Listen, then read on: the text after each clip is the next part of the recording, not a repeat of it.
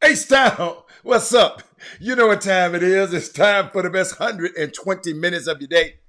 The Chop Shop, the nation's #1 urban sports talk show, and also your midday sports happy hour. Yours truly, Robert Hatter, alongside Jim Hicks and sometime Chris Walker, coming to you live from Houston, Texas. But we're broadcasting all over the world via Facebook Live and YouTube Live. And if you wonder about laughing, y'all, I'm just enjoying my life, man. I just found, you know how you just find out about people? You know how you just, you know it's a hater, and then they just reveal themselves, and you just find it. Well, boy, don't that make you feel good? You know, they always drown and try to talk to you and all that kind of stuff about a secret. Boy, I exposed one. Y'all. It made me feel good. That's one less person I ain't got to deal with. But hey, Sonya, let me tell you something, man. It's liberating. But shout out, what's today? It's Thursday, Baby Friday.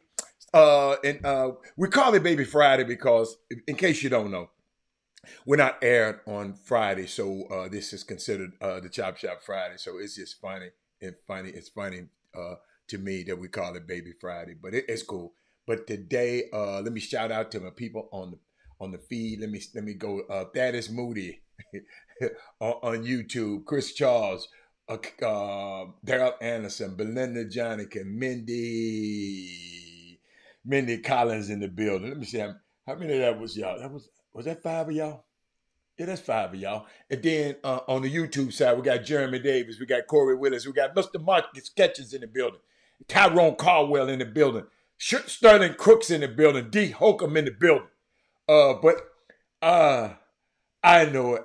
Hey, Lady Barron in the building. I saw a young fella make that play on that double overtime game. I talked about him. You was probably up there hollering and enjoying and watching the games, but I talked about him. I remember. What's up, Darryl Barnes?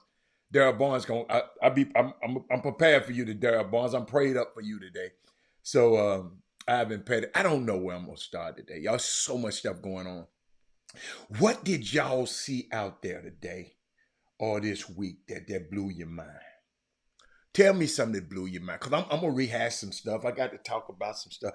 I'm gonna get a little heavy, so I'm gonna give you something light first, because I'm gonna give you something. I'm gonna give you something to carry you through the weekend. You already know I'm already in that vein. But tell me some stuff that you that happened this weekend. Now I'm telling you, I got.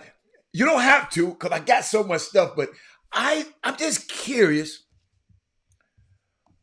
What moves y'all?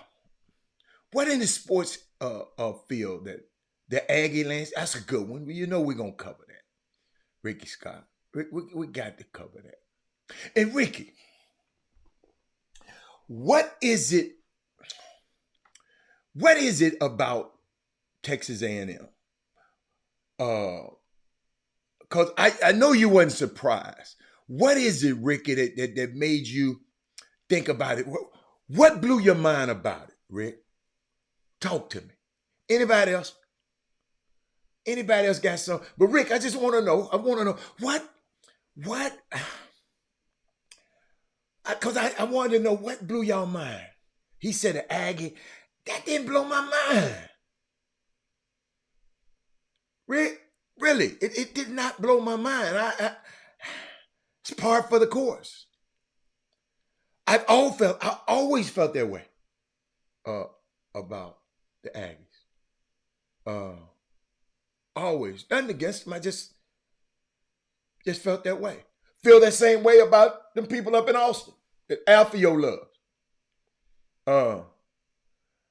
Yeah, that's just the way I feel. I mean, it's all right.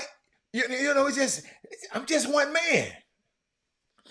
It's just how I feel about it. You know, I have not taken a class at either place. I've been on both campuses. I just don't feel right when I go on the campuses. Just something about it. I guess my ancestors calling me. Every time I go on each one of those campuses, feel like my ancestors are hitting me on the shoulder. I'm serious about that. Not belittling nobody's university that they graduated for, because you know, like people try to belittle Memphis. I'm just saying, when I on them campus, something just ain't right. Texas, I told y'all about Darryl Barnes of school. I came back and told Darryl Barnes. He told me I need to go up there with him. Just something about that city of Lubbock. I told you, as soon as I got off the plane and went to the rental car place, it's just something about it I didn't like. That rental car place set the tone. But Rick, you say you have a what? Rick, you didn't put your whole thing up there. I can't see it. Well, I'll move on. I think it's 713 day, because I guess it's 713, 713 day. Memphis, we have a 901 day. You know, I see September the 1st. You know, we can't have no 833, because y'all got an 832 number. We can't have one 281 number. You can't have one for them. You got he said, I definitely feel that way in Memphis, but and he said he never been to Memphis. Yeah. But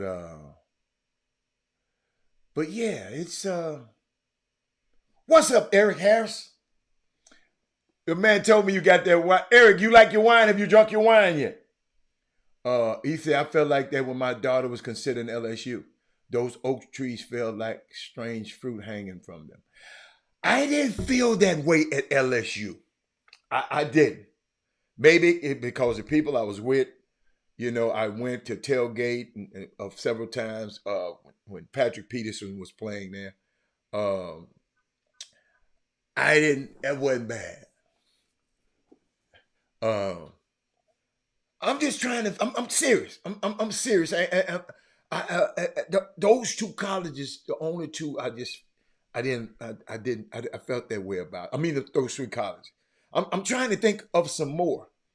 The colleges I've been to and just didn't feel right on the campus.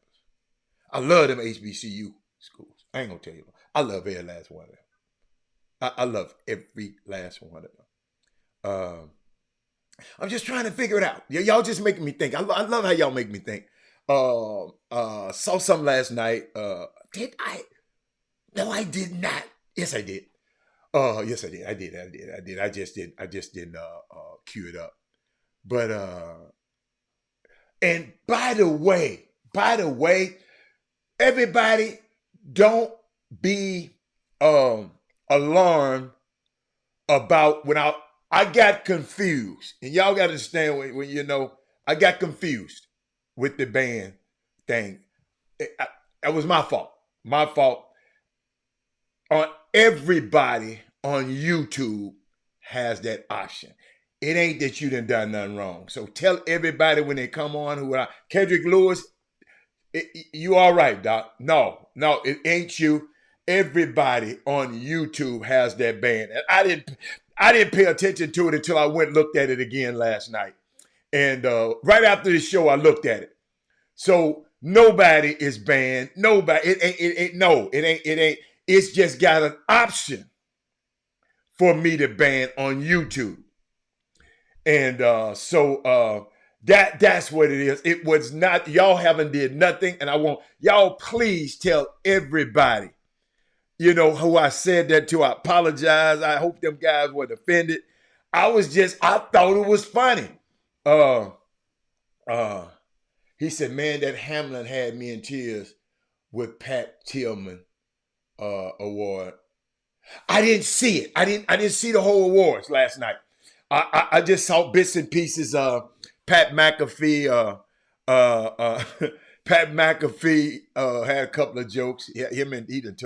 He joked about him and Steve and A. Smith was the only two people left at ESPN. They fired everybody else because they paid him so much. He did say that. He said, I wanted to tell you it was not Facebook, that it was that Facebook don't have that option. I checked for it on myself. I checked on it myself. Darryl Barnes. You should have said something about it. You had me thinking. I'm telling who else? Ivan Pettit. No, man. You and I banned. None of y'all. D Holcomb. They even got D Holcomb. D Holcomb is the coolest dude on this feed, and they got him on there. Let me see. Tyrone Caldwell ain't never did nothing. They got him on there, and it's just an option. Tyrone, I don't know if you was on the show the other day. I saw something and I didn't. I want to apologize to everybody for that. I want to clear that. So nobody's banned. It's just an option on YouTube. They ain't playing with folks who come on here and try to troll. Because y'all got to understand, it takes a lot of time and resources and effort to come on and put a show like this on together. This program ain't StreamYard and all these free stuff that you pop on. You have to pay for this service to make this stuff do this like this. So and be able to broadcast in separate entities at the same time. It just you just don't come and push live. There's some things got to go on and before we broadcast. I just want to let y'all know. But today, if you're new to the show, welcome to Black Talk Landia. That's my word, Black Talk Landia. It's following the old traditions of black talk show radio. And I think about Joe Madison's. I think about all of those guys who pioneered this game. Ralph Cooper.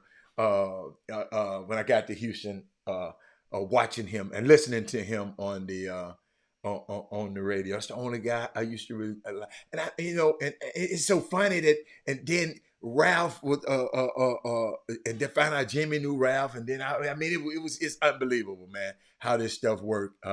And I was thinking about LeBron last night.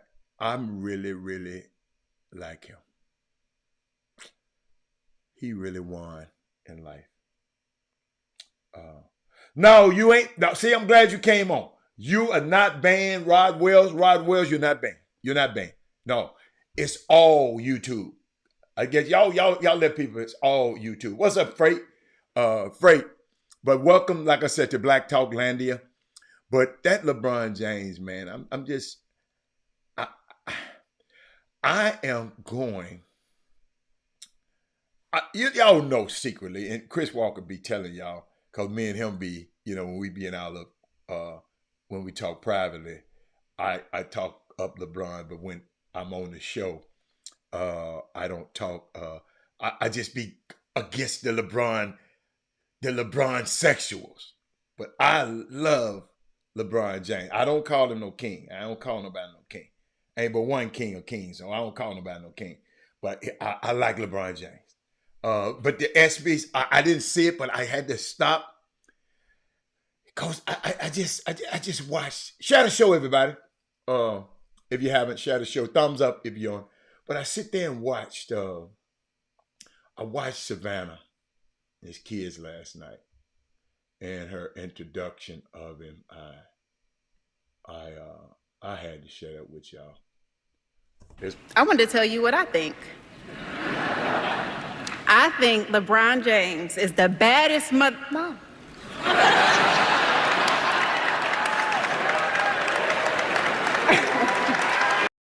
I wanted to tell you what I That was good.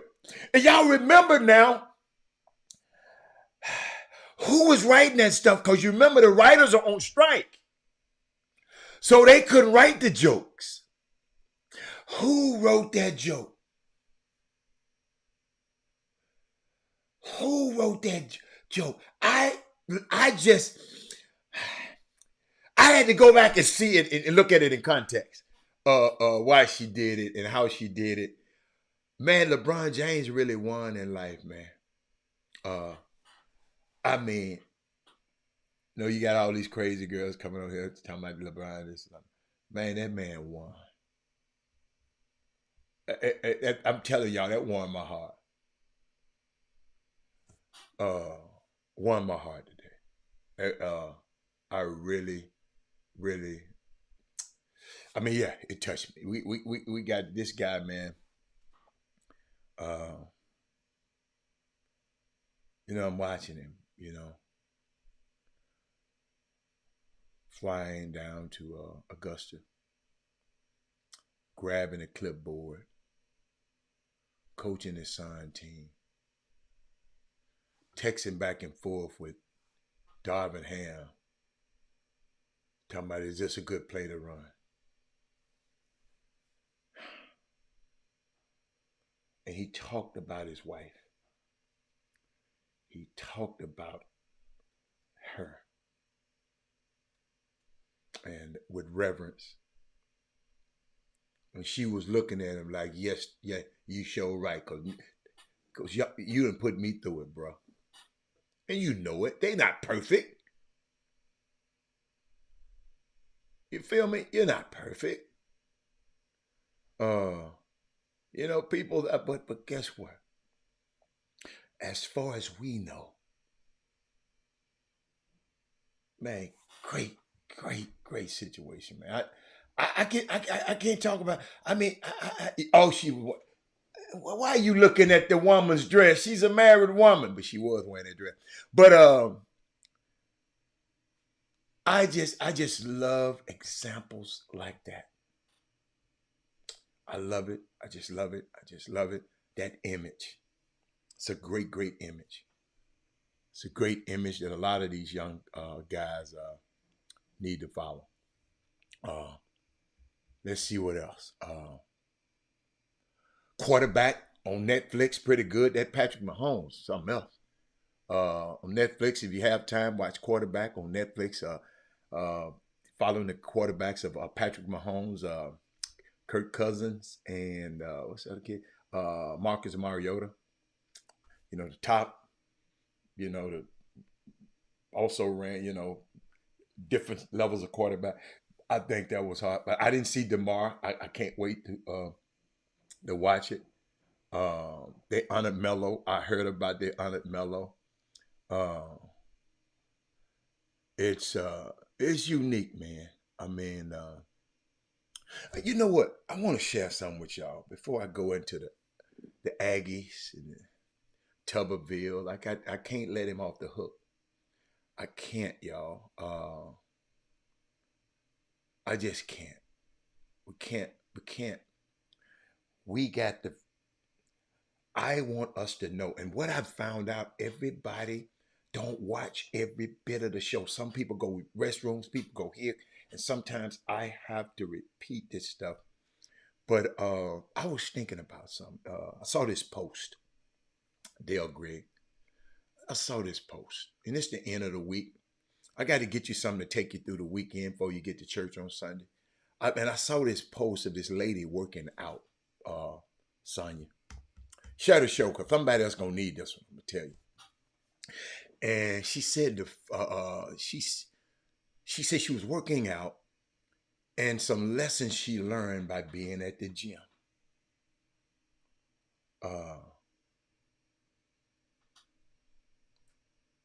Okay, and she said the following: training continues to teach me new lessons. This is what she said in a post. She said, today I learned 3 key things.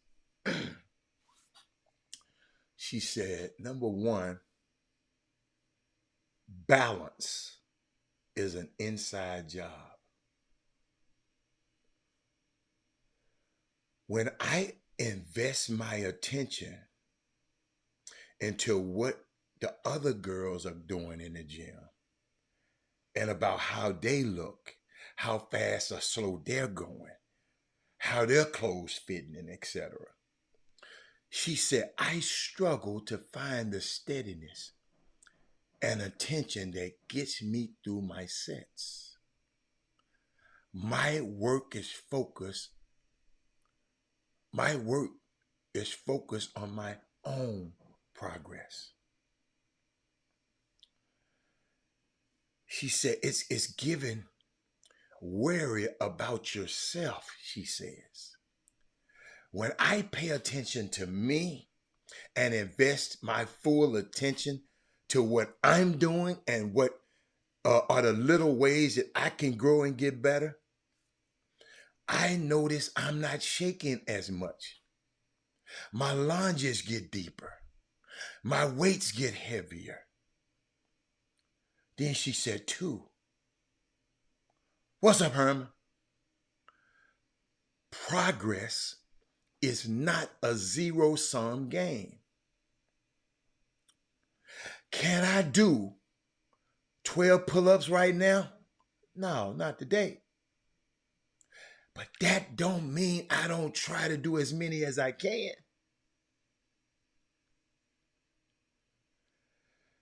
That's all about, she said, that's all about 4 pull-ups. That's all I can do. And that's what's up with me. This is a lady's post I'm sharing with y'all. She said, because I remember when I couldn't do any. Maybe next week, she said, I'll try 6. She said, we have been very busy about worrying about ourselves as individuals and worry about ourselves as a collective community. When we pay attention to us and invest our full intention into what we're doing and the little ways we can grow and get better, and we notice we're not shaking as much. The Chop Shop, our lunges get deeper. Our weights get heavier. Kelton Solomon said, I'm watching this show, but these guys giving me something that I can apply to start a business. I was just replacing the I with the we so y'all can get the point. We have to get to reach a point where we're focusing on who we are and what we got and what we're doing and what our agenda look like. When I say our, I'm talking about all about. I'm talking about us. And has to be become a central question. Whether that's in your individual life or in your collective life. We don't have to engage in zero-sum politics when it comes to how we're moving forward. We should recognize our successes and appreciate where we are today in comparison where we were before. Focus on home. Focus on your internal environment. Focus on collective community and environment. What if all of us focus on making this Chop Shop go have 1 million people follow?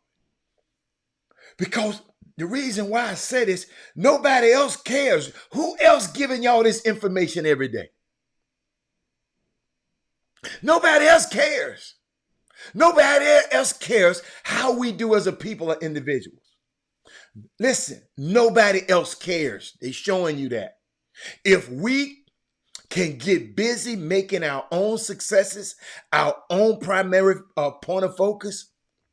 And I don't just mean your individual success to the expense of others, because we got a lot of people out here want to have success at the expense of others. I mean, our success is as an extension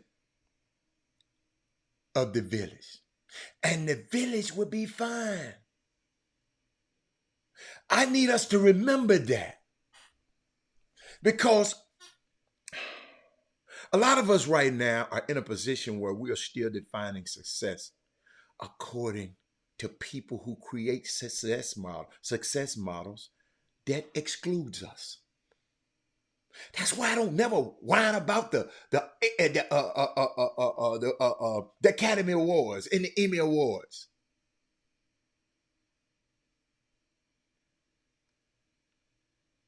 A lot of us are still defining victory by participating in systems that were never designed to allow us to participate. You're still defining success according to the people who created those success models for you. That's not victorious. Being victorious is a space that wasn't in inner space that wasn't designed for you. It can't house you. They can't love you. They can't be central here for you. That's not a victory, Herman. That's thirsty. And I got to talk to us in this basketball community. We letting these teams just treat us bad. We let other people come in and just run events, and all of us running their events. We're too damn thirsty. You know what? I'm going to need us to be thirsty for our own internal victories, as opposed to succeeding in spaces with folks that are really clear. We're not just that into you.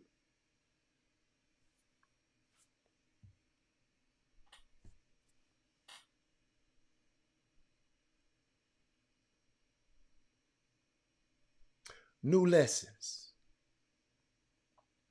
Balance is an inside job.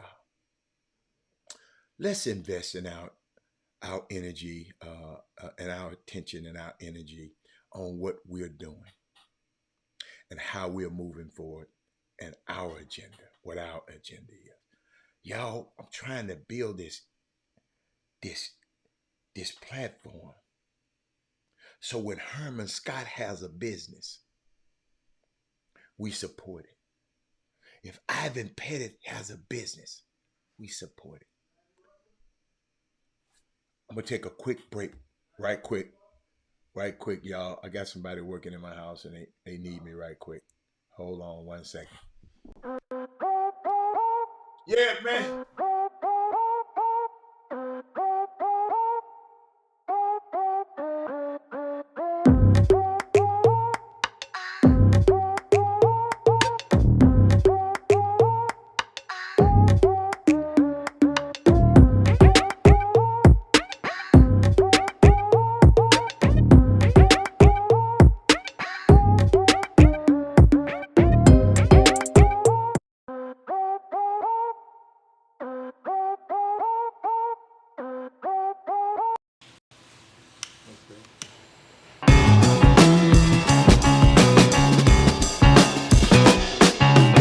Someone had a birthday party at our restaurant next door, Mimi's New Orleans Cafe. They asked if they could smoke cigars on the patio.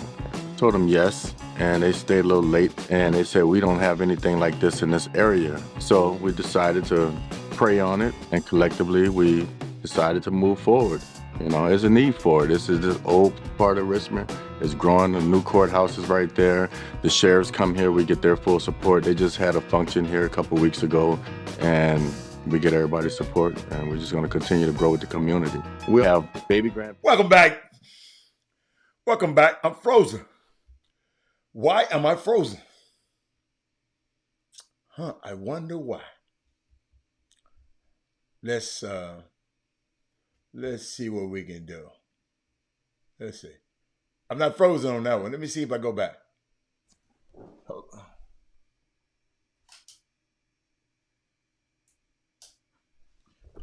Y'all see me?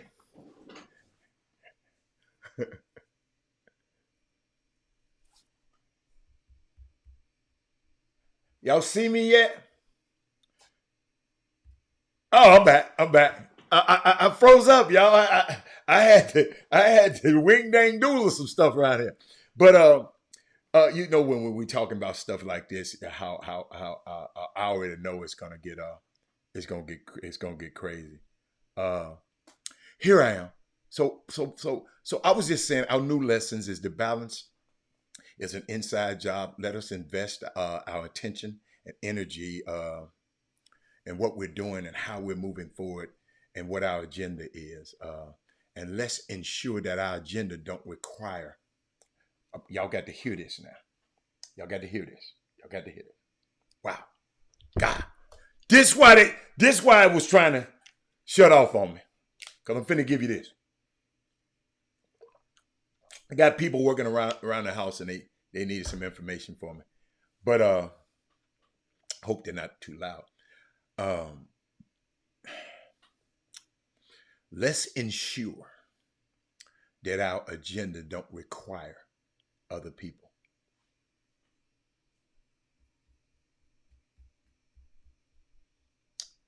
I love working with allies and advocates and accomplices. You guys are amazing. However, we cannot base our freedom on the participation of allies, advocates, and accomplices. Let's be clear.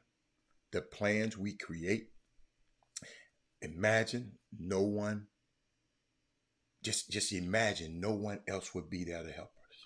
What's up, El Ray? Imagine no one is there to help us. Will those plans still work? Whether you are an individual as part of this collective, when we're thinking about how we're moving forward, what if nobody else came to help us? Can the plan still work? What's up, Jeremy? Can the plan still work? If Jeremy, I never forget when the people out there falsely fired Jeremy to me without cause. The Chop Shop's supposed to be powerful enough to raise hell. If Jeremy want the job, he get the ball. We got to be powerful enough. That's why I asked you to share the show. So the platform can be powerful enough to help you. This platform ain't for me and Jimmy and Chris. We good. It's to help. We trying to help everybody. You follow me? We got a young man.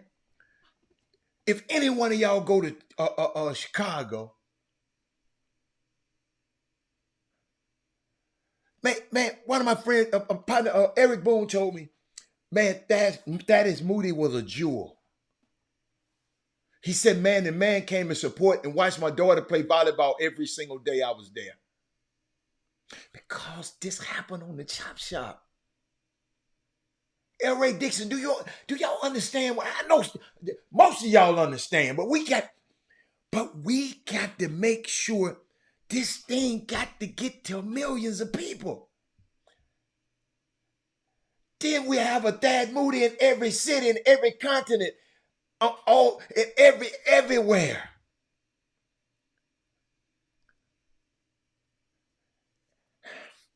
Do y'all understand what I'm talking about? So if we had all of us, we don't need nobody.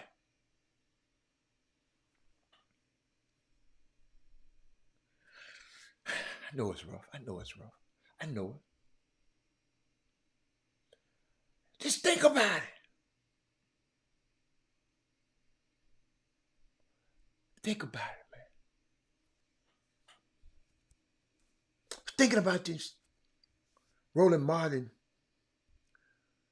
was just talking about athletes shouldn't go to Texas A&M. Can I take it a step further? If you are an ally of the Chop Shop, and then you should not enroll at Texas Southern. I'm sorry, Texas A&M. Athlete or not, if you already on campus, make sure your administrators know that you put them in the office and y'all can take them out.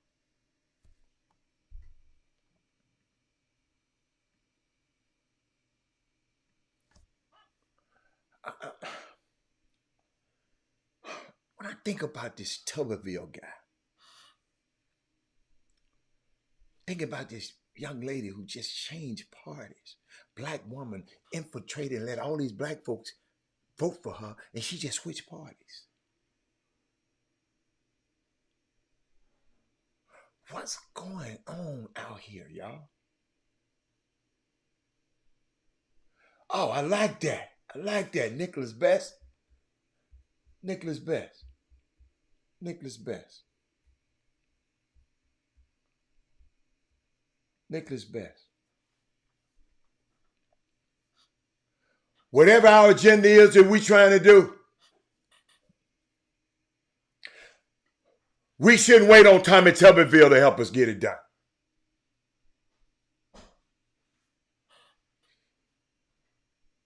Should I go further? If we doing something in our community, we shouldn't wait on somebody outside of our community to get it done.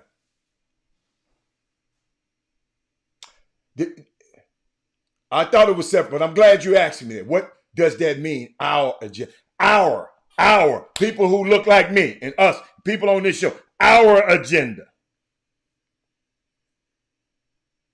They showing you they don't like you. Tommy Tuberville, where y'all probably somebody who let me explain this, Nicholas. I'm going to talk about him in a minute. But let me explain this, Nicholas. Tommy Tuberville was the coach at Auburn and several other places. But he built his fortune and his power on the black athletes at Auburn. He gets to Congress, a senator, ain't but 100 of them. 2 from each state, Nicholas Best. He gets there and vote against everything that got something to do with it. So we can't expect no help from him. I hope you got that. I can't put it I can't put it no elementary than that. Okay, I got you. Thank you, Eric. What's up, Boom? I got you. That's what I was talking about. I got you. I'm glad you did that. I like that one, though. I like that. I told you, if I say something about your comment, that means you did something. You did something good. But let me go here.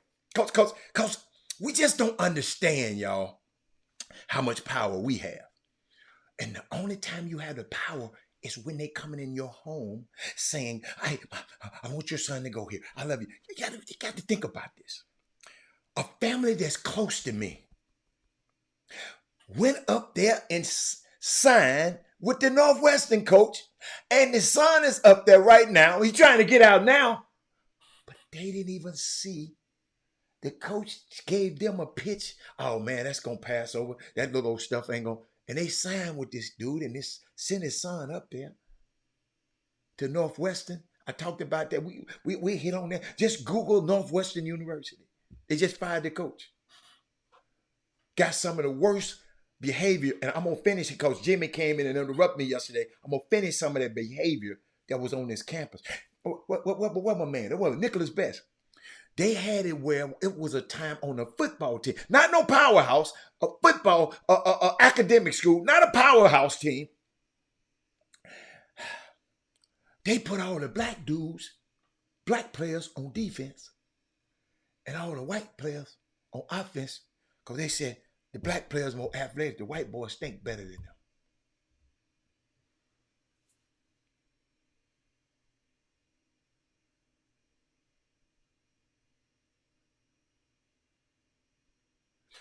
But let me tell you something. What my man? Who was that? Who just talked to me a second ago? Who was that? Nicholas.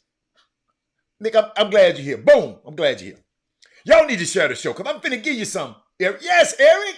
Yes. In the regular press knew about it and do nothing. It took the students, the student newspaper, to expose this mess, to get this clown fired. He been the coach there for 17 years. Look how many of our generations are our guys he done abused. And the guys just go along to get that Northwestern degree. They ain't gonna tell you this on First Take. They can't tell you this. Skip Bayless ain't gonna tell you this. That's why we need to make, I don't know how y'all gonna do it. We got to make being smart go viral instead of being ignorant. We got to get used to having some good go viral than something ignorant go viral. You follow me?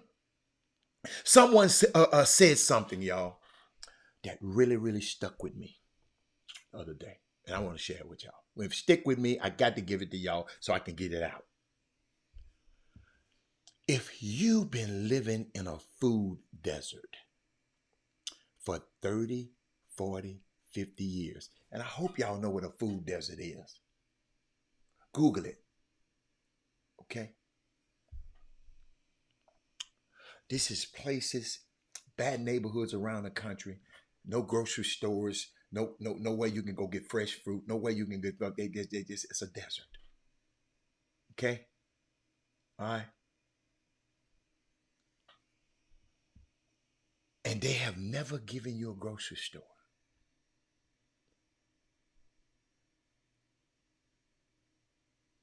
Guess what? They ain't gonna never give you no grocery store. 30, 40, 50 years, you ain't gonna get one. You're just gonna sit there in the food desert for another 30, 40, 50 years?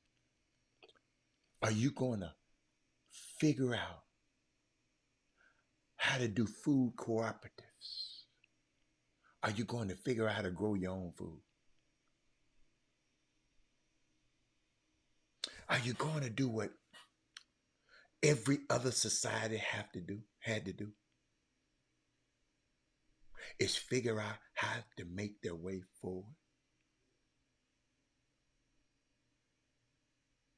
And yes, there's a lot of debt owed to us. We know this. But as you saw what happened with the Tulsa, Oklahoma, with a judge who decided to toss the most valid, listen to me. Ain't heard this nowhere on TV. This judge tossed the most valid reparations case this country has ever seen. Tossed it out. And I said the most valid in terms of legal standing. You had survivors who are still fighting the fight, 100-year-old people, and they still appealing it though.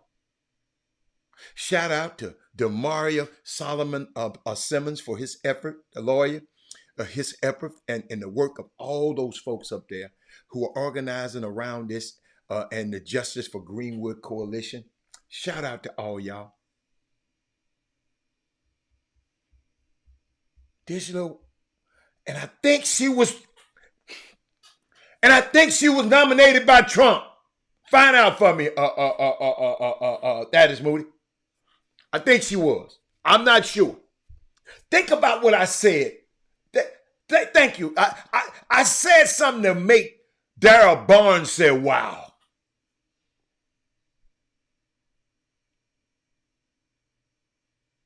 See, with some presidencies, all presidency ain't the same.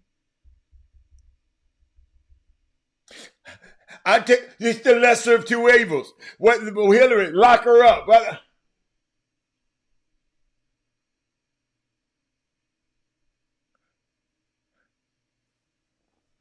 You know, if she's a Trumper, she ain't gonna vote for reparations. Cause if she do, they're gonna take that coast further, and it's gonna be reparations for all of us. They trying to kill it.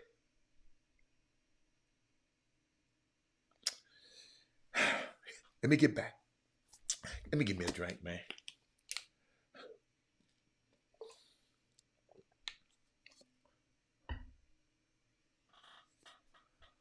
But the judge said basically, oh yeah, this was a horrible thing that happened.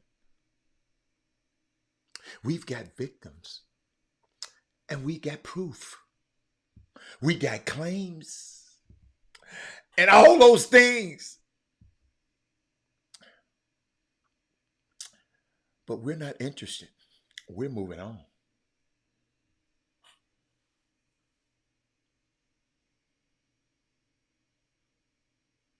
Here's the thing, folks. I saw some wows. What are you going to do? That's the question we have to answer.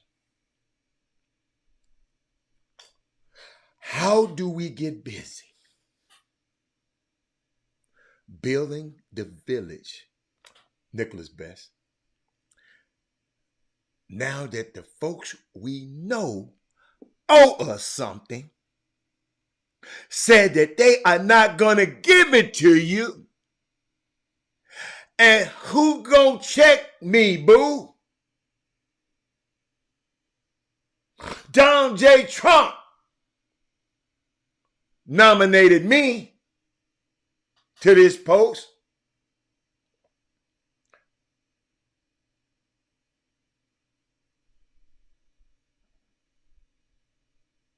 What are we going to do? You going to take it?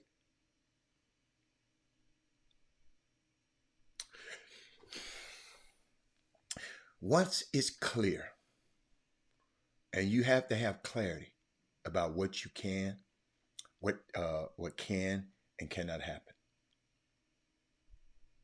then you can make a different set of decisions. As long as things are murky and we're still fighting and we're still operating under the guide of beliefs that things are moving in one direction, once we are clear that that direction is cut off and we are no longer moving in that direction, then we get a lot of clarity about the other directions that are open in front of us. In the future, y'all, we're going to look back at this moment and read this is a real reflection point, an opportunity that require us to grow up in a different way. These two Supreme Court decisions, y'all, these few, they got one decision. Those are hypothetical. Usually, the Supreme Court uses presidents in a case before and they act on it or judge on it. The one they got where this dude used a hypothetical. Where does a gay couple come in come in my place and want me to sing a song for them or do something? Do I have a right not to offer them services? I have a right to refuse them. I mean,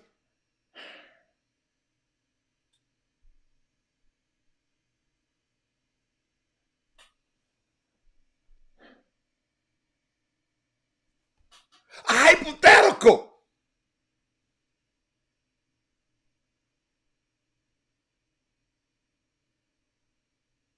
I love sports. Sports, you're right, it's not the only way, but I love it.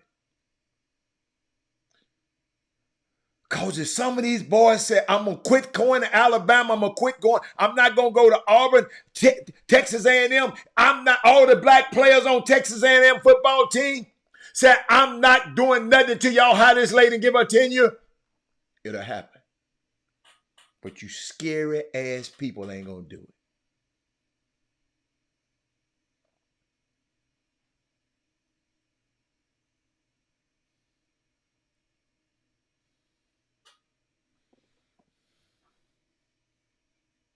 Who is the governor? That is Moody. I bet you he got ties to Trump. Bet you $100 to a bucket of. I like sports. I love sports. Sports is good. But let's use it as a springboard and to get something else we want. It ain't enough for just LeBron just to be all right. And Jay-Z and Beyonce to get all right. Eric Harrison need to be all right. Daddy's Moody need to be all right. Darryl Barnes, all of us. It ain't just enough for them.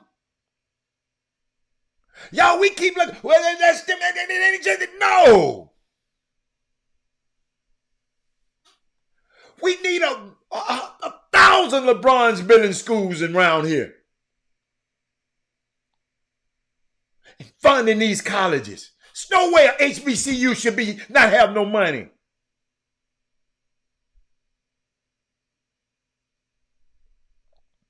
Use it as an economic springboard.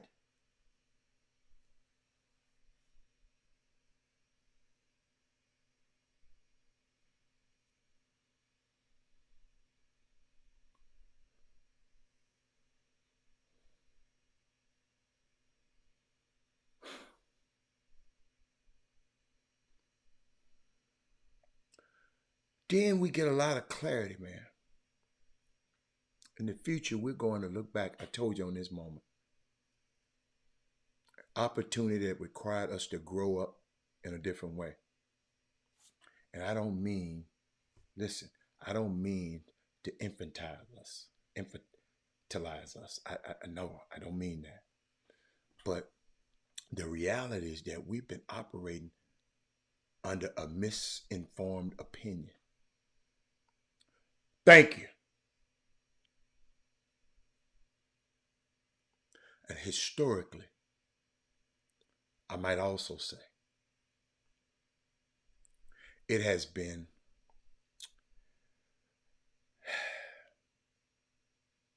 an ahistorical opinion that we could make this thing work.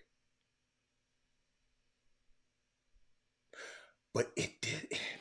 But it doesn't align with the history of this nation. That we would be able to successfully integrate into this space.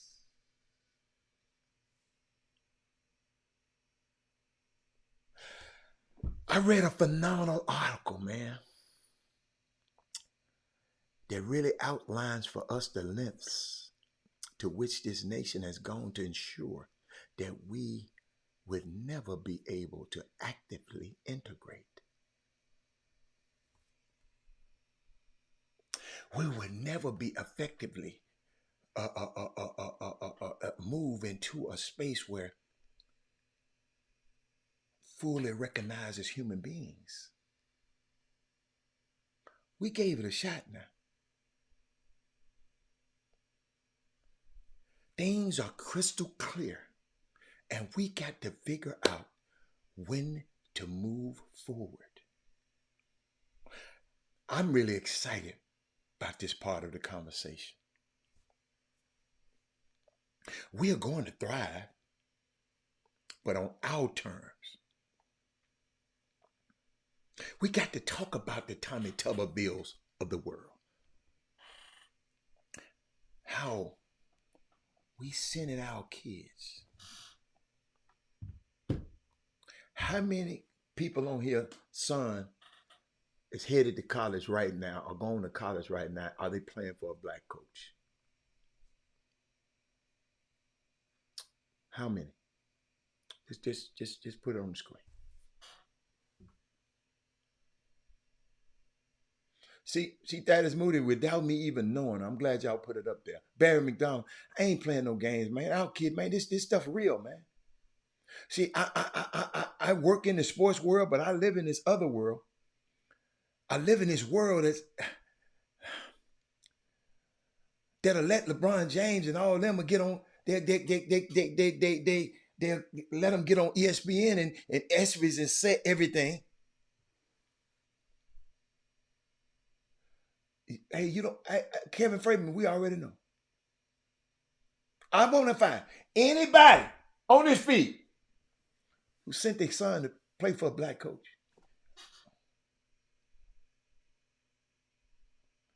I'm the only one.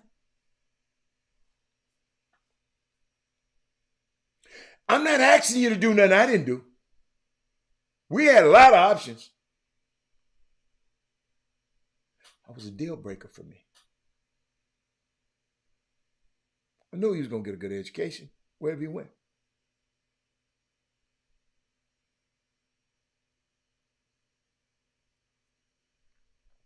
Thank you, Nicholas Best. There's two of us.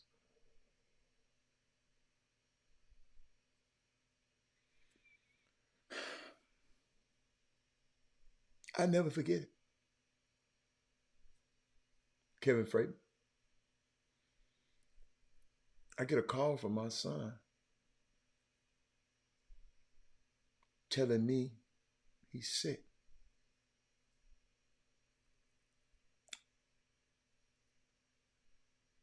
Told me his urine was dark.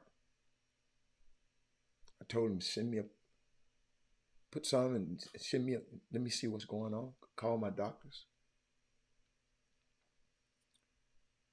Those two black men on that campus, head coach and assistant coach, got up out their bed, took my son to the hospital, 2:00 in the morning.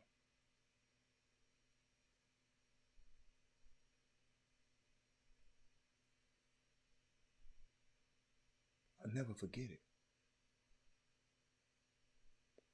I couldn't make it. It takes 2 flights to get to where my son went to school.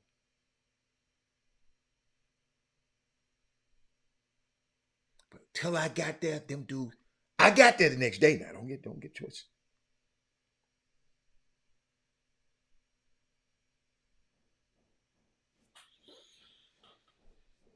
So I got to talk about the Tommy Tubervilles of the world, who we put in power, make millions off the backs of black players. Then you go and be a senator because of your popularity, because you was a coach at Auburn, because of the black players. And you vote down every bill that helps black people. Somebody explain that to me. I just need somebody to make it make sense for me. Where are all my guys who always I told y'all to share the show. This is the time to share.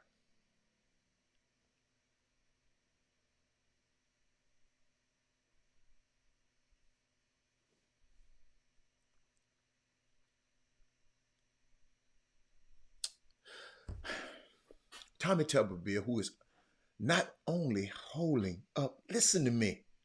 Let y'all know, because everybody ain't had time to do research this. He's not only holding up the advancement of significant numbers of military personnel who are deserving, because he does not want the military to continue to be able to be a space where soldiers can get access to reproductive health. He literally does not want soldiers to get access to an abortion. He is apparently also confused that let's say that's way too generous. I'm not gonna say he's confused. I'm sorry, I can't. He has made some statements recently about white nationalists because he believed that it's a mistake to say that white nationalists cannot serve in the military.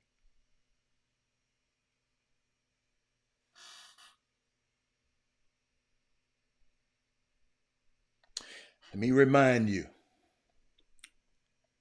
that the Department of Homeland Security in 2006, before they were forced to rescind the report because of the power of white nationalists in the government, they issued a report, ladies and gentlemen, in case you didn't know it, ain't nobody told you, that talked about the fact that white nationalism in the military and in the police precincts across the nation was an increasingly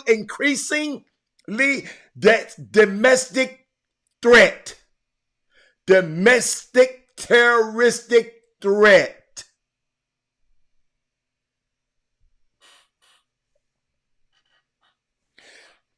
They had to rescind the report because the white nationalists who we voted and people voted in positions of power said you can't, no, can't write that, can't publish that report. But Tommy Tuberville believed it's a mistake to purge the military of white nationalists. It's the dude. The dude used to coach somebody's son that looked like me. But Tommy Tuberville believed it's a mistake to purge him, and apparently tried to gaslight the nation by acting like he don't know what a white nationalist was, or could be, and what they have done and the history of it. He gaslighting us. It is interesting to me because I believe that Tommy Tuberville could be in line. I'm not going to say he is a white supremacist, but I am going to say everything that he has done and has said since taking office when it comes to issues of race, especially us, would be in line with that of what a white supremacist believe and say and fight for. Okay, I didn't call him no racist. I didn't call him no white supremacist. But that's how he vote. And that it is what it is. This is a man, ladies and gentlemen, that head coach at Auburn, several other places. I think he was at A&M too. I think he been.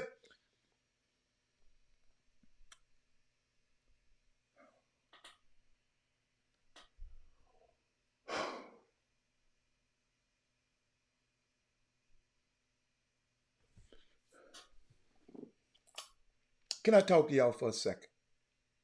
Is anybody there? Is anybody there? Talk to me. Can I talk to y'all for a second? I got time today. Just let me know when you're there. Let me know.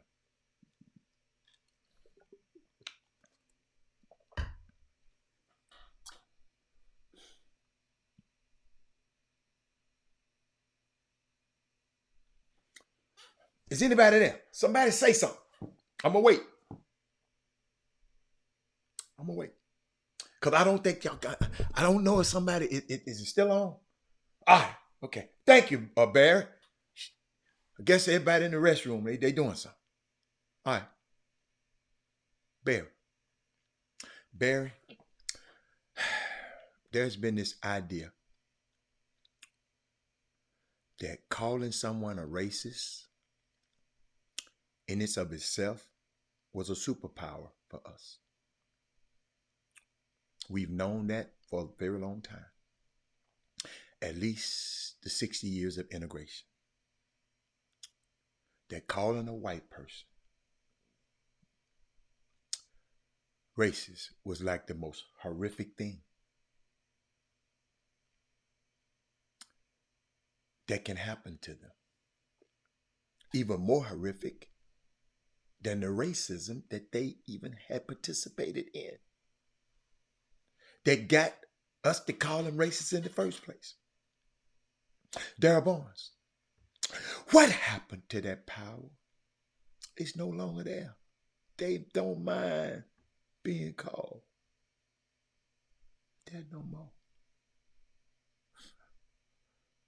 What happens when people who are in agreement with white supremacists ideologically wear the label as a point of pride?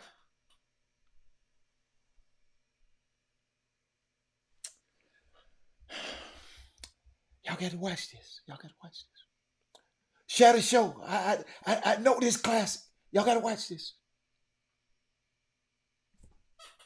You said a white nationalist is an American. It is identity politics. You said a white nationalist is an American, but a white nationalist is someone who believes horrific things. Do you really think that's someone who should be serving in the military? Well, that's just a name that has been given. I mean, it's not. It's a real definition. There's real concerns about extremism. So if you're going to do away with most white people in this country out of the military, we got huge problems. It's not. Huge problems. It's not people who are white. It's white nationalists that have a few probably different beliefs. Right?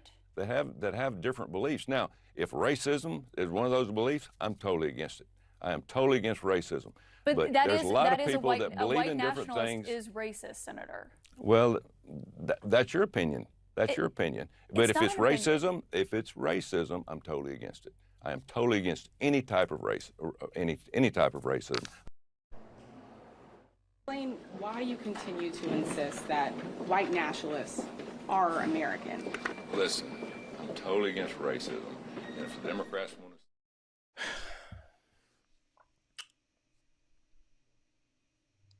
He said to me, white nationalist is an American.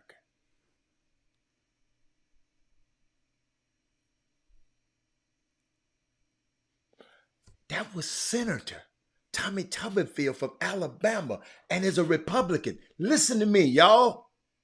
It ain't but 100 of those guys on the planet. I don't think y'all know how powerful this man is talking like this. I don't never want y'all to ever say that I have not told y'all. It's a former college coach. So I'm tying into sports. I'm not getting off sports. Because we got some more y'all making powerful. And they going to do the same thing when y'all sending y'all kids off to play for.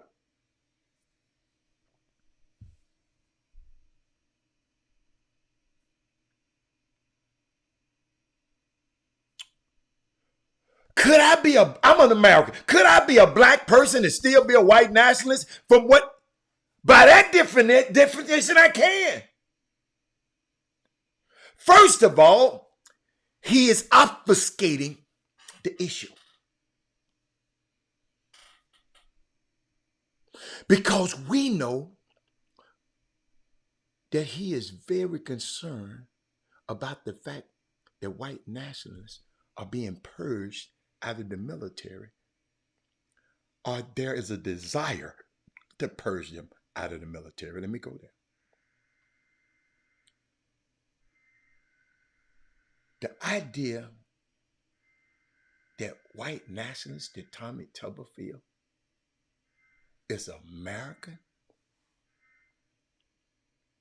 that's interesting.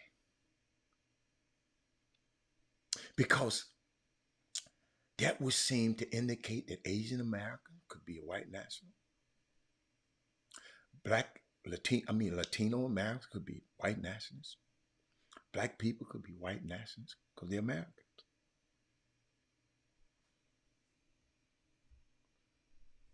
We know that is not what he actually meant. For me, y'all,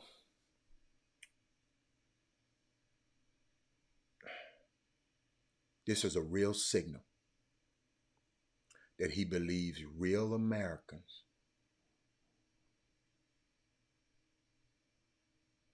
are people that are white. Real Americans are white people. Here's the thing. He said it. I'm just going by what his man said. Here's the thing.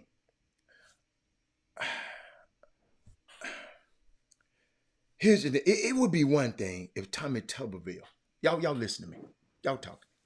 It'd be one thing if he was just, Tommy Tuberville was chewing tobacco, sitting on the front porch, spitting out tobacco in Alabama and talking this stuff. But Tommy Tuberville is part of the making laws,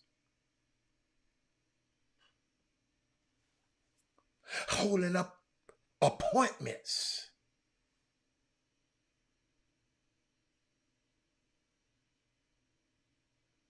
Y'all, them folks done got off the porch eating tobacco and now in Congress. Marjorie Taylor Greene. Josh Hawley.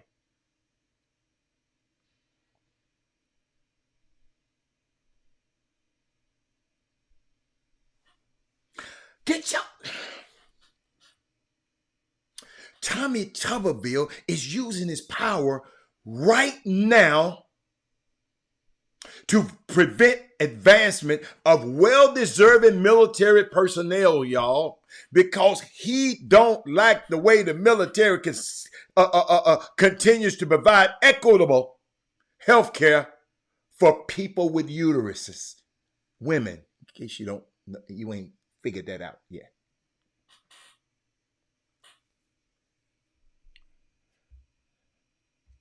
Let's keep listening. Let's keep listening. Let's keep listening. Explain why you continue to insist that white nationalists are American. Listen, I'm totally against racism.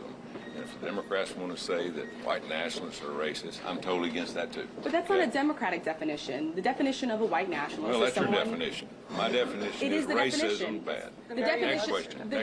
the definition is that the belief that the white race is superior to all other races. Totally out of the question. So do you Next believe that question. white nationalists are racist? Yes, if that's what a racist is, yes. Thank you. But that is the definition. You see how he answered the black lady? Did y'all hear that? This Tommy Tuberville who came in your home, not y'all's, but in some of these black people's home, and got their black little old son to come to Auburn, to come to A&M, to where all them colleges, wherever he done been.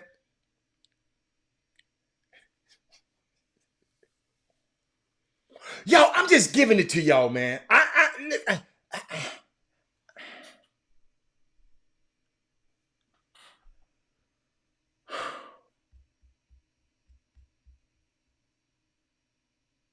He said, if you going to get rid of, he said in another one, if you're going to get rid of most white people in the army, that's what he said. You're trying to get rid of all the white people in the army?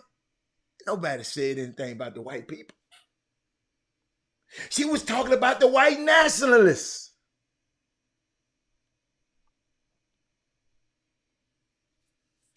He said it condescendingly. Darryl Barnes, you heard that.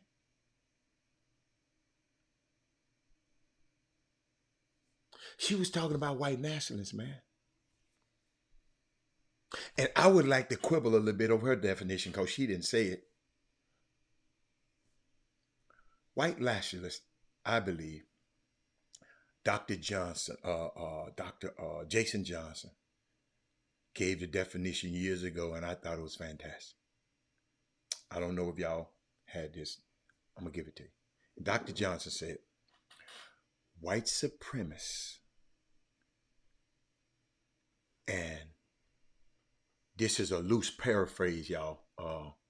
It's a loose paraphrase. He said, white supremacists believe in the superiority of the white race over other races of people. white nationalists are willing to use violence to enforce that belief. I know y'all ain't heard that one. I was 2 days old when I learned that one.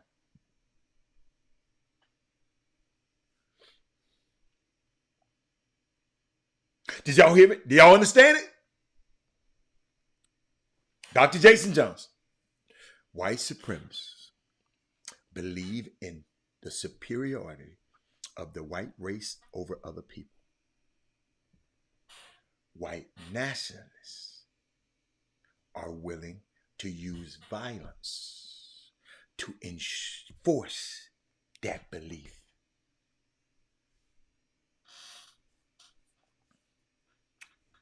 Fundamental difference there. Fundamental difference. The idea that you believe your race is greater than another race, that in itself is problematic. But when you're willing to use violence to support it,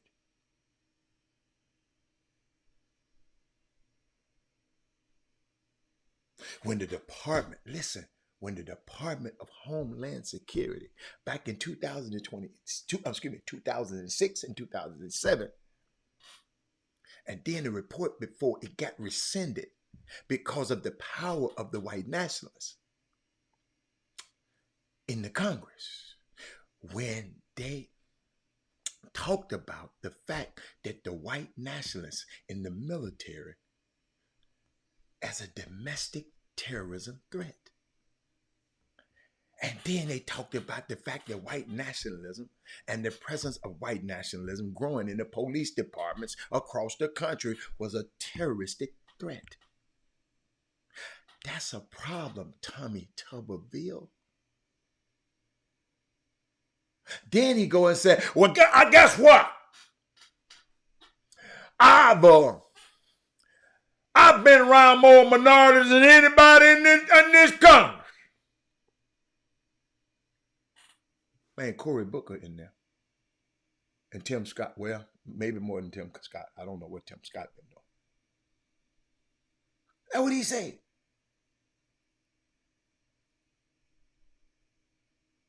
But the idea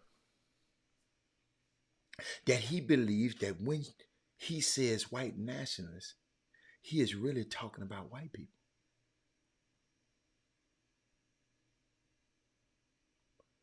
What is the tale?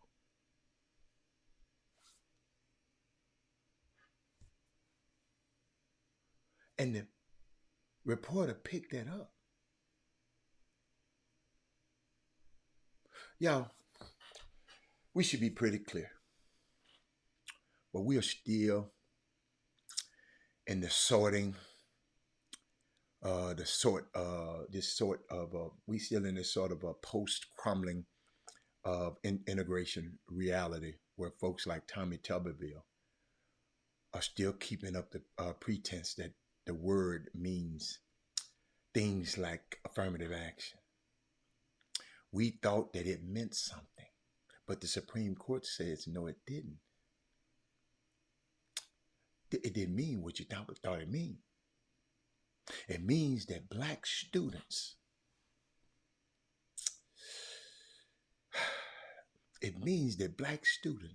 that take up about 5% of these elite schools, they got too much. Robert Hatter, my son, I guess he played basketball, so that's where they let him in. I don't know why. They let him in. They let him in because he couldn't play basketball. He wouldn't have got in. He's smart, but he ain't smarter than all them damn folks. That year that he got into Cornell, ladies and gentlemen, Psalms graduate 2017 Cornell. It was 20,000 applicants to get in that school. One but 3,000 spots. And he got one of them spots.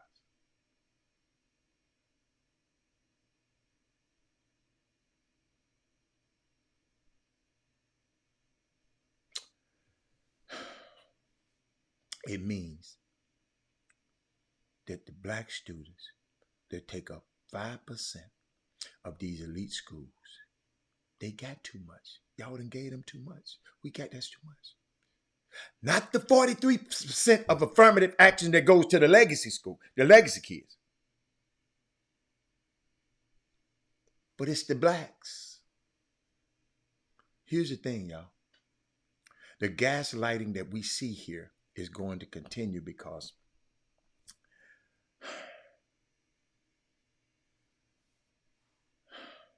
folks were really vested in continuing to pretend that racism isn't a thing. They invested in it. They vested in it. Continue. In the article I was telling y'all about, it's an article called, y'all got to find this article, it's called Take Things from White People.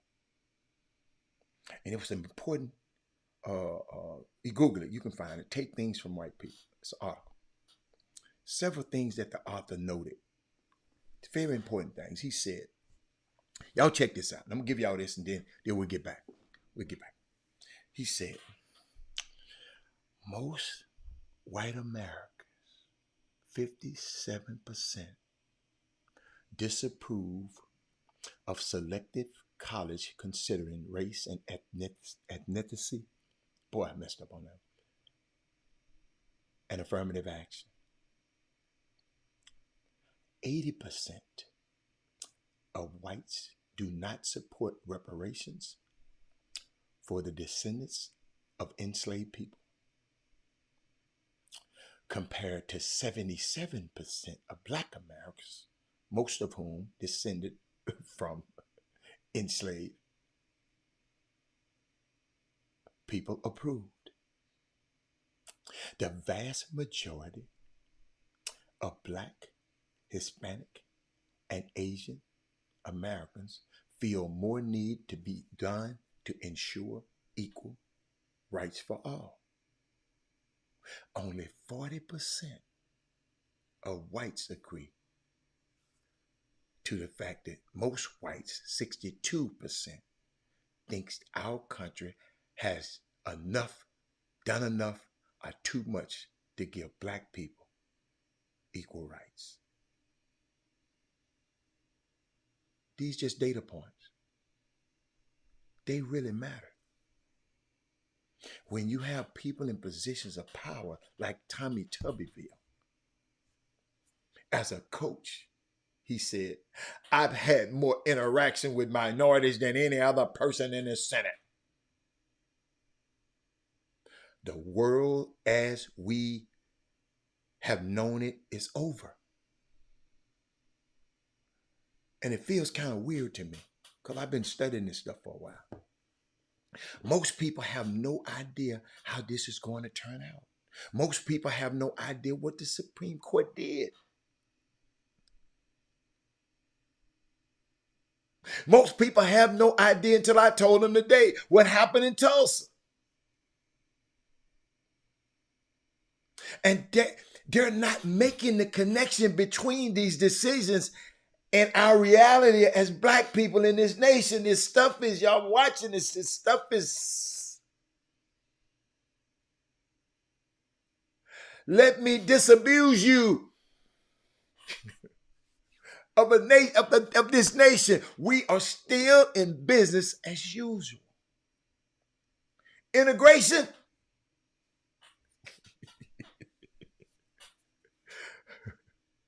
was an American project. Integration in this era is 2.0 version of the American project. Want to know what I mean? We had integration attempts before. The first one was Reconstruction. It lasted 12 years. The integration 2.0 that began in 1964, Civil Rights Act, lasted 59 years. 2024, next year, right? It will be 60 years of integration. Hold up, somebody's saying something. Somebody that wrote a whole damn, oh, Victor, okay. Thank you, Vic. Victor wrote a whole novel for y'all over there. Thank Vic. Vic, the challenge here is that integration lasted, I guess, a little too long. There are too many generations of us who grew up in an integrated reality for this to fully go the way it did in Reconstruction. Let's be clear. Integration 1.0 ended in violence and bloodshed. And as the author notes, a campaign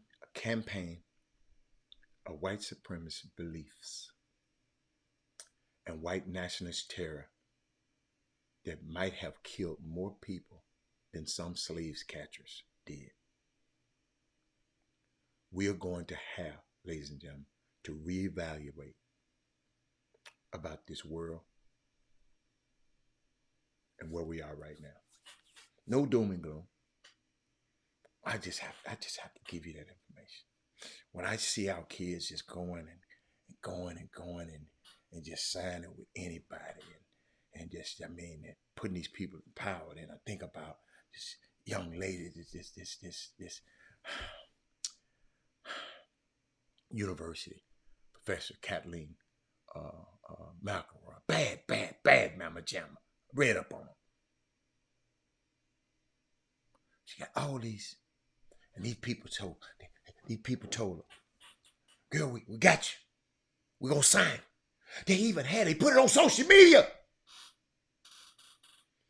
Then the little group up there in College Station.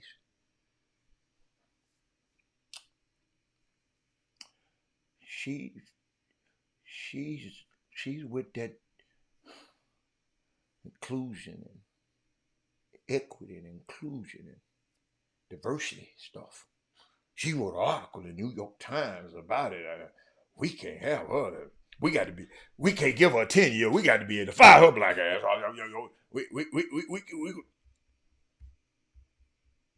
Then they went from what I don't know, 5-year, 10-year deal to 5-year deal, then to a 1-year deal. They can fire anytime they want to. They expect her to leave and come to that. But no, they didn't expect her to take that. Yo, it's news. It's news. Then I go back to my man, what the Northwestern dude, the Northwestern coach. I had to give y'all this because a lot of people don't know. Y'all saying, wow. Northwestern University, football coach, been there for 17 years, went to school there.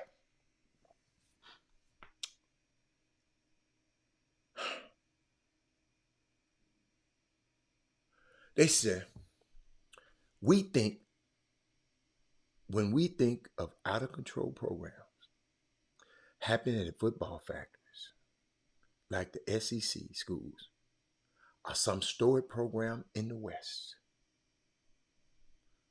but the reported issues that we now are plagued with at Northwestern University show how hazing mixed with bigotry can happen anywhere, even academic non-football factory places like this program. This isn't the state of Florida, this is Chicago, Evansville, Illinois. Anyone who understands this country well knew it was only a matter of time before accusations of racism emerged from this absolutely putrid story. Putrid. I like to use that word. But this article used it. I'm going to start using it. Putrid. You're putrid. Eric Harrison, you're putrid. I'm just kidding. When you, this the article. Yeah, I call it Chicago. Don't be Evansville to me. I call it Chicago. I fly into Chicago when I go there. Hey, Eric, watch this, Eric. When you hire a turd, this person writes, these youngsters ain't playing. When you hire a turd, I ain't never heard nobody use that one, to be your head coach, someone who doesn't care about the well-being of his players, racism is bound to enter the chat. The point is that Northwestern, y'all, is supposed to be better than this. It's not supposed to have this type of alleged white nationalist culture. That's why I set you up. So now you know what white nationalist is. Culture as part of his football program. But it did. And if we think the phrase white nationalist doesn't apply here or is harsh, you're wrong.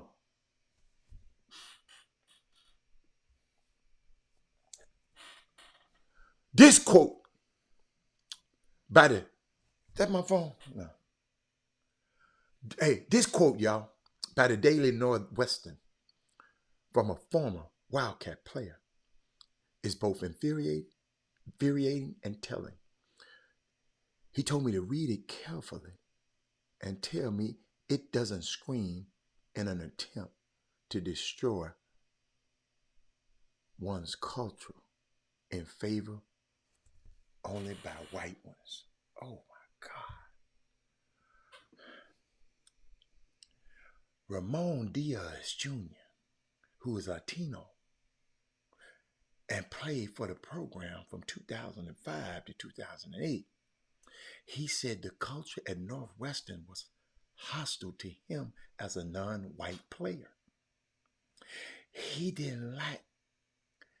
said, I didn't feel like I could be anything other than white. The kid had to act like he was white. He said, we never felt like we could be ourselves. We had to fit in being white or acting white or laughing at our own people.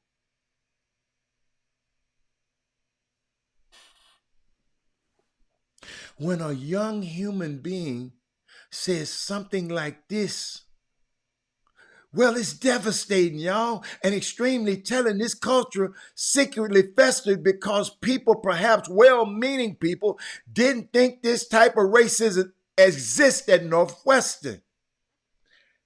At least not at this degree. This is Northwestern. At least not for goodness. Somebody said, for goodness sake. Liberal school, cool people, progressive. Barack Obama is building a presidential center a short distance away from the campus. How come you didn't tell us that, Thaddeus Moody? You know every damn thing.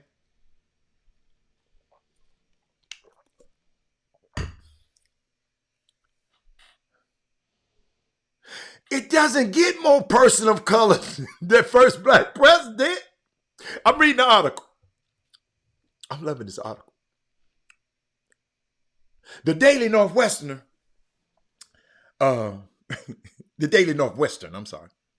interviewed 3 former football players who described multiple racist incidents from coaches and players when they were on the team in the 2000s, in the late 2000s. The incidents alleged to describe a program that seemed stuck in the 90s. Stuck in the 70s. Watch this, y'all. The racism they outlined is ugly and profane. But most noticeably, hold up, somebody text me.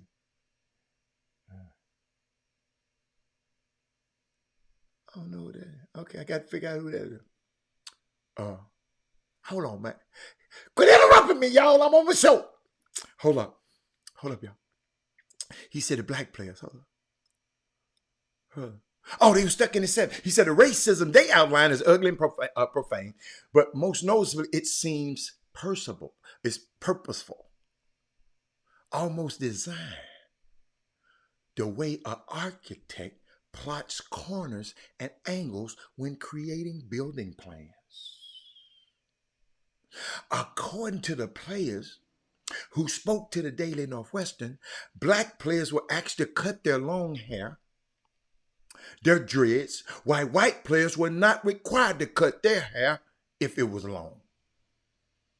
One player added that it was a certain culture of enabling racism and the other microaggressions that I had to experience, and that other offensive linemen that were people of color had to experience.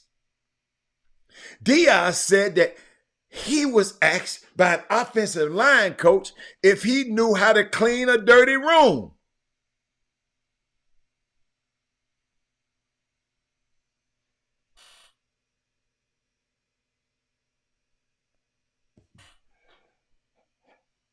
Doug, thank you for this. Doug, every time, I done read this about 5-6 times.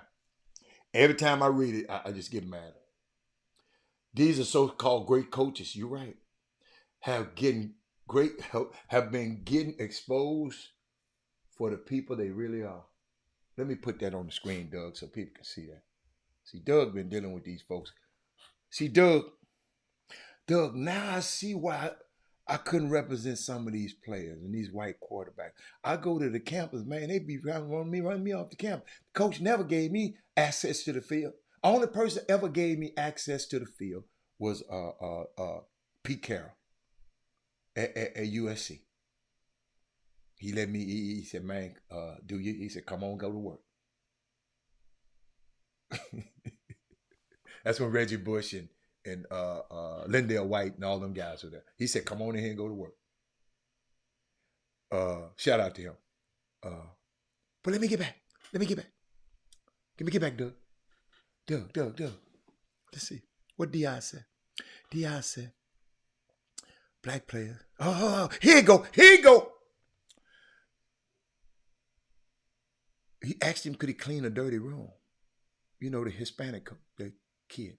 The coach added a racist joke about how Diaz's family must know how to clean houses. Diaz told the Daily Northwestern, one player said the team was segregated by race, with black players on the defensive side of the ball and white players on the offensive side of the ball. This type of thinking is hardcore racist and goes back decades. The belief that some racist coaches love this and the offensive players are smarter and must be white. And the defensive side of the ball is nothing but about speed and athleticism, and therefore they have to, that's where they stash all the black players.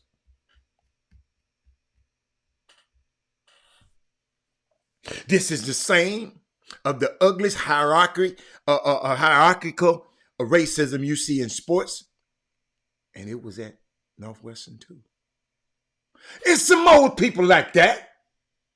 Colleges like this. I'm not just talking about Mr. Northwestern. What y'all think?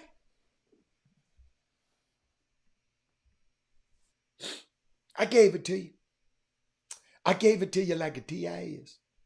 This is what I was interrupted with yesterday, Doug, when Jimmy came in. And let me go somewhere. I had to share with you. I had some videos I wanted to show y'all, I think, that I didn't show yesterday. I did show that. Okay. I showed it.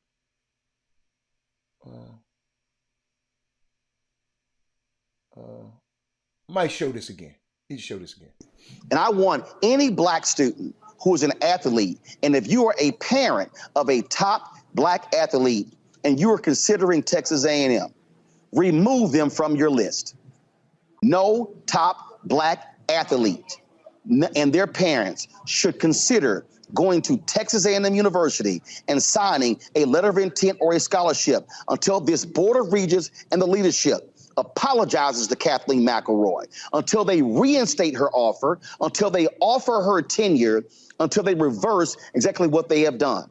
No top athlete should consider attending Texas A&M University until this Board of Regents fixes this mess that they have created. And I want any black student who is an athlete, and if you are a parent of a top black athlete and you are considering Texas A&M, remove them from your... I think I'm going to play that every day. Hey, y'all, we done had enough of that bad stuff. I'm going to end this week on a good note. How many people on this share the show? How many people thumbs up? Give me thumbs up on YouTube. How many people like Michael Jackson? How many people like Michael Jackson? Somebody tell me. I love it. Just let me know how many Michael Jackson people on the show. I'm just trying to figure out. I got some I want to share with y'all. I saw. Victor Goins said white nationalist group expose white supremacists or white supremacists often focus on the last period. Yeah. That's their definition. I like Jason Johnson's definition better. Victor. I love him. Y'all watch this. I saw this. I saw a Michael Jackson thread of his vocal layering. You know, his background. He sung a lot of background. I said, man, I'm going to showcase about 10 of them they gave me, right? They say it's more, but you know, this all I could get. And I found out I could play them without getting, knocked off the show. Let me see what the first one was. What's the first one? Y'all watch it. One more girl. I think this is it. Oh yeah, I think this is it. This is the first. Let's go. Check this out. Love survive, we'll rock forever on. Love. This y'all hit it. Y'all didn't know he can sing. Kirk Dorsey. Kirk Dorsey. Hold on, Kirk Dorsey. I got to play that one more time. Watch it. Love survive, we'll rock forever on. Love. Oh, I ain't through.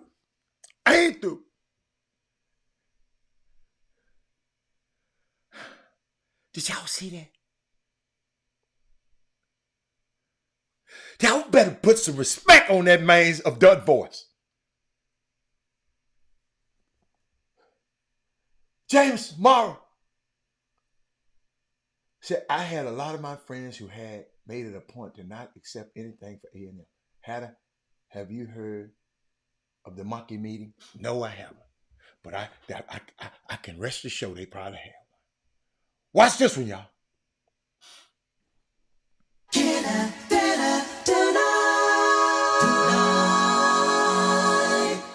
they're up in white.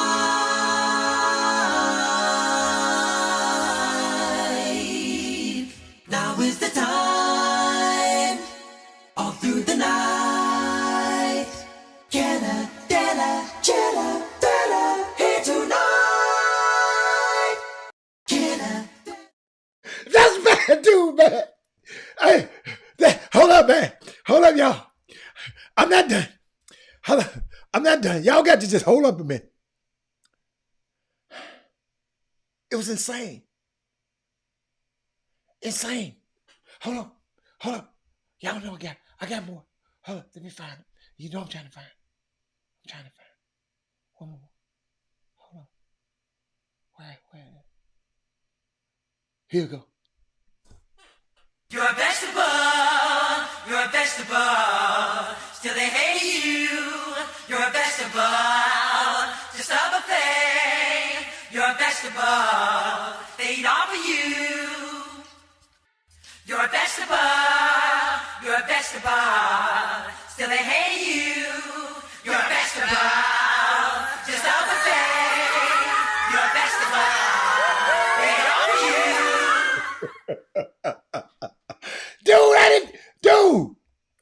Dude, that man is something else.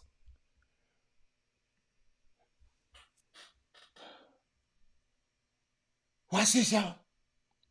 Well, where the next one? We'll go here. Did I do this one already? Here we go.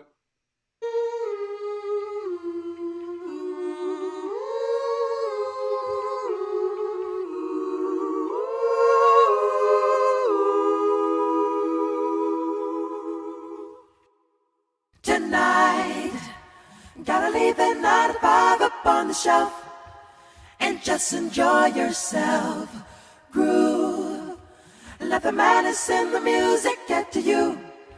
Life ain't so bad at all. Life ain't so bad at all. Live your life off the wall. Ain't no rules, it's all up to you. Through the night. Hey, I got something else for you. I'm gonna give Mike just a quick break, cause I wanted to tell y'all about something, and I know Thaddeus Moody probably finna take this. Thaddeus Moody gonna take this one over with. Why'd he take this over? Let me get around to finding it, and Thaddeus Moody finna go crazy when I show him this. Thad Moody.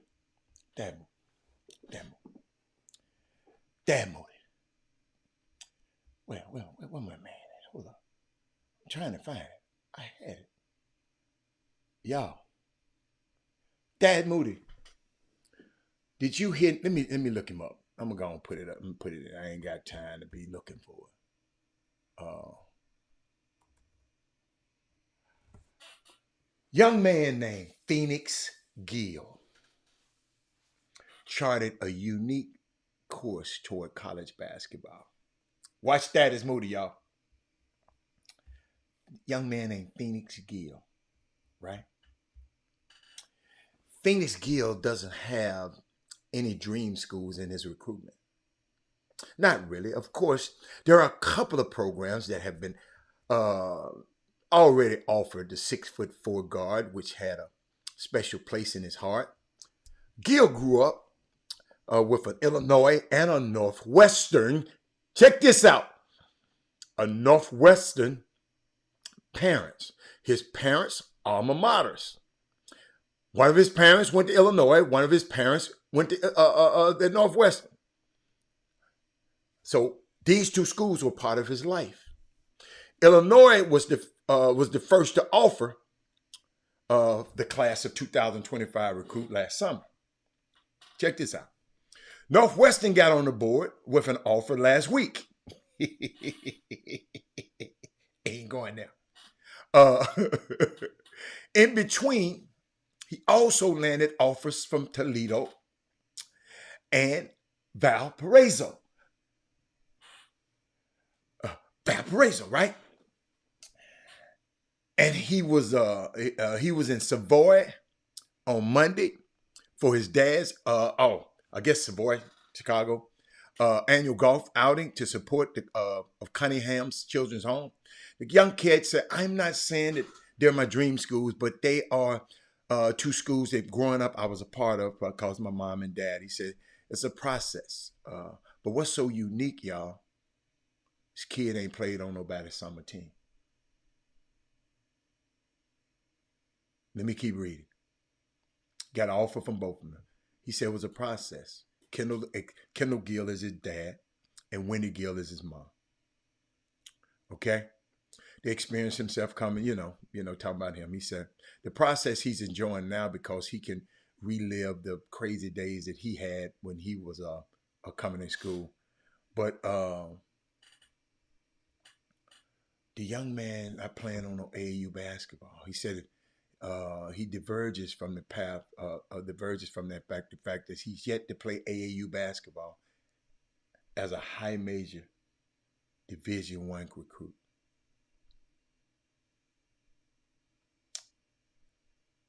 Yeah, Crier son. Yeah.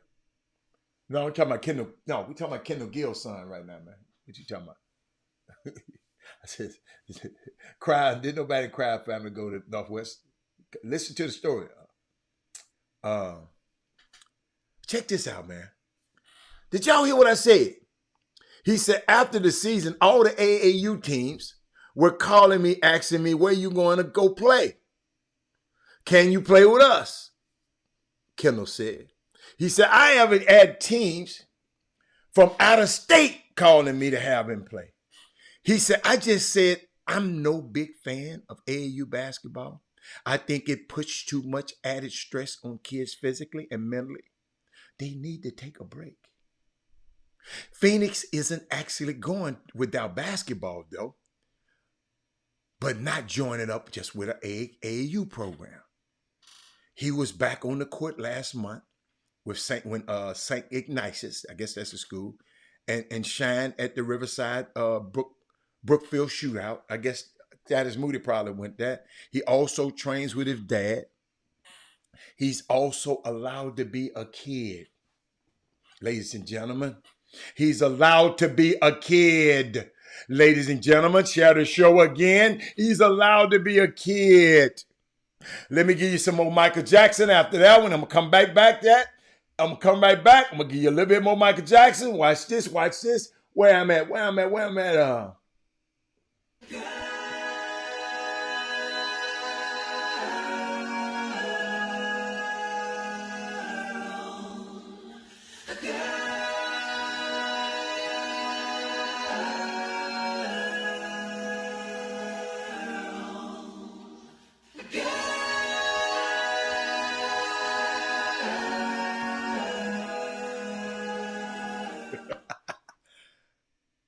Did I say?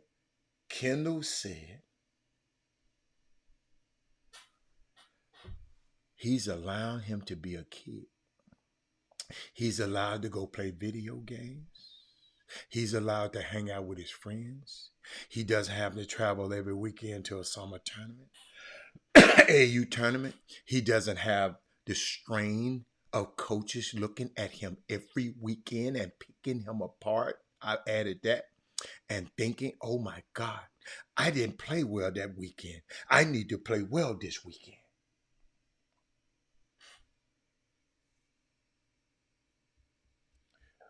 Ladies and gentlemen, something to think about. On Friday night, Kelton, invite everybody out. Friday night, Solomon and Brian Wines. Okay? Listen to me. Solomon and Bryant Wines is having their a wine tasting. Beautiful venue, overlooks a lake. Name of that venue is called The Roof. From 6 to 8 every Friday. Solomon Bryant's a customer appreciation this week. And they appreciate your customers. If you ever order some wine, if you're on this show and you own this feed and haven't ordered a bottle of that wine, y'all shame of yourself. Shame on you. I told y'all we need to bring your bricks. You got to bring something to the show. Got to support these businesses. You got to support Cleopatra's and Mimi's Soul Creole cuisine. You got to support them. He's having a wine tasting. Happy hour, 6 to 9 on Friday. That's tomorrow. I ain't gonna beg you. Just telling you, if you want to go somewhere nice, you need to be here. And then, at the behest of his beautiful wife, guess what she do? Hold on. Let me tell you what she do. She opened up. I got a new venue in town called the Putt Shack, where you can putt. The venue, like the place like instead of bowling alley, you're putting, you little putt. Got bar. It's an adult atmosphere. Don't bring your kids. But you got to give me your name. Chop Shop Htx at gmail.com. Let me go so. Chop Shop Htx, all one word, at gmail.com. I got the names of the people who are already there, so I can put you on the list. The Chop Shop got a special situation for them. Everybody, I think it's from 5 to 7, but the Chop Shop can stay there 8. It's on. Mark your calendar. I got it by heart in my ear. July the 26th. Okay? The Putt Shack. Send your name and stuff so I can put your name on the list so you can have the VIP treatment when you get to the Putt Shack. It's downtown, 1200 McKinney. Great atmosphere. You got to find you somewhere to park. that's on you. You know, but it's after hours, so you know you should probably find somewhere to park. And what else I got? But think about it, man. Thank you, Kelton. Thank you for you and your wife, man, for doing these type of things. I mean, dude, I just take my hat off to you. The Pro-Am, No Excuse Pro-Am starts back up tonight, and tomorrow starts at 6:30. Today and tomorrow, and continues on Sunday. It's heating up. The races are getting heated and thick. So they took a little break last week for the holidays, but everything is on and popping. What else I got for you? But it's unbelievable, man. It's just some things that we're doing. That's why we need to share the show and just make this thing so powerful. So when James Amaro needs something, he want. When Darryl Barnes come out with another book, we got 1 million people to back him. We got the power. We don't need nobody else. We don't need nobody else. We got the power to do this ourselves. But we got to share the show. We got to invite your friends on. And you got to let them know we might get in their ass, but it's okay. We love you. All right? So, I got 3 more minutes. It's something else. It's something else I wanted to share. But I did y'all, I see nobody made no comments. I know y'all so ingrained in this AAU culture. Did nobody say nothing about that? I told her mama early this year. You know, she didn't decide on, you know, she didn't know what team she wanted her son to play on, all that. I said, you don't have to play. Just get his ass somewhere and get better this summer. Because a lot of these kids I saw played and they didn't get no better. And that's why they ain't got no scholarship offers. And because of the transfer portal. Your ass I went over to TSU to watch them practice. Hey, man. Ain't none of you kids in high school that I've seen can't even get on the floor at TSU. I'm telling you. You couldn't get on the floor. You go over there in a pickup game, you wouldn't win a game. Your team, you bring you can bring the Houston All-Stars. And TSU guy would send them little boys home crying.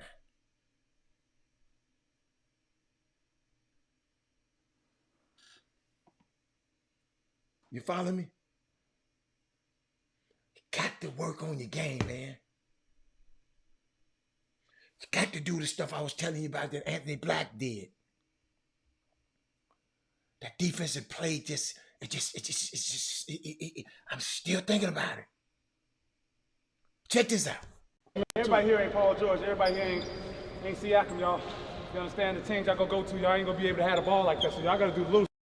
Motherfucker, the ball in the ice, so you corner man, you just sitting there. You're in the way. You gotta cut. You gotta do something. You gotta be active. Defensively, like everybody trotting back, but we ain't running back. Like how good you want to be. You know what I'm saying? Like that's my message. I ain't really. No, I love it. This is what this is about. Thank you, PB. I love that. I love that. Find your role. Find your niche in your role. Find it. You feel me? Everybody ain't gonna be able to shoot as he pulls. You know what I'm saying? Like that's just the reality of it. You feel me? So find your niche and stay with it. Keep building off of it, but find it though first. Like a lot of y'all from LA. You feel me? Y'all play here like y'all got the luxury, but like I'm from Chicago. These inner cities, we ain't got this. You know what I'm saying? We ain't got no Rico Hines in the hood putting together a basketball run every day. So like, Rico, we appreciate that too, gang. You know what I'm saying? Because we ain't a lot of dudes like you, so we appreciate that, gang. 43.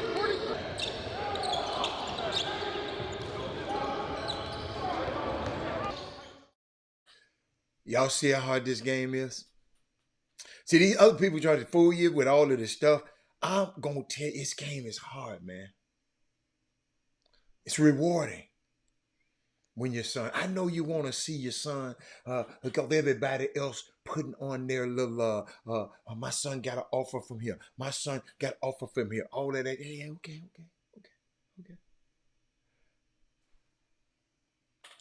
99.9.9.9% of them folks in the portal, they did that same thing. They did that same thing. Y'all follow me? How do you need to try Radio 1? No, I don't need to try Radio 1. No, I don't. What am I going to try them for? I don't need no boss. I'm the boss over here. You want me to go work for somebody? You got to be at your rabbit. At this age, oh, hell no. Kendall, you don't know me. Kendrick Lewis, you ain't been on this show a long time. You get on this show long enough, you gonna understand. It's a different dude. But I'm out, y'all. I'll see y'all tomorrow. I'll see y'all on Monday. I'm out of here. I got to go in here. I was gonna get you, Kendrick. I'm gonna tell you about this on Monday. Okay? Chop Shop, we out. Hit that button. Hit that button. Jim Hicks. Rob Hatter. You are now tuned in to the Chop Shop. I'm Retro. Let's get it. We in the Chop Shop. We live in the Chop Shop. We talking sports talk. We live in the Chop Shop. We in the Chop Shop. I'm talking sports talk. So turn your dials up. It's live in the Chop Shop. We in the Chop Shop. We live.